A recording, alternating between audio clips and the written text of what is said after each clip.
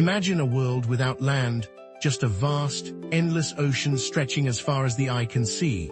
This was Earth, 4.5 billion years ago. But how did we get from that watery world to the continents we know today?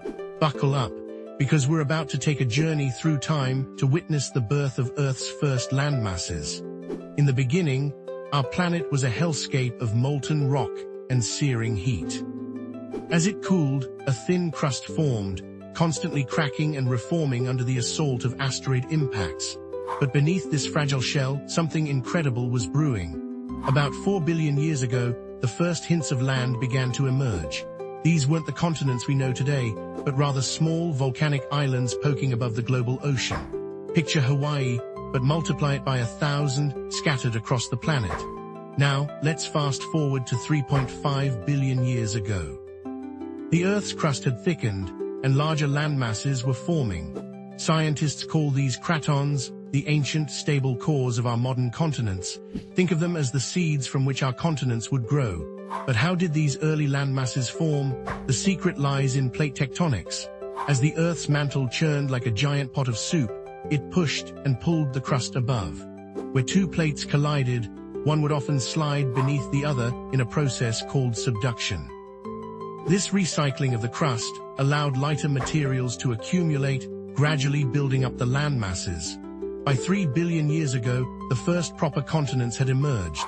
These weren't like our modern continents. They were smaller, more unstable, and constantly changing shape.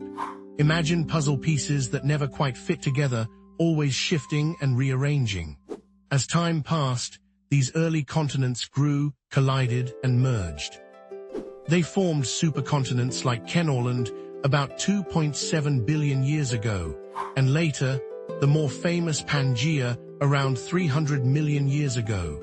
But the story doesn't end there. The continents we see today are still on the move, albeit at a snail's pace, about as fast as your fingernails grow. Africa is slowly splitting apart, while North America and Europe are drifting further from each other every year. The emergence of continents wasn't just a geological curiosity, it changed everything. Land created new habitats, altered the planet's reflectivity, and even affected the composition of our atmosphere. Without continents, life as we know it simply wouldn't exist.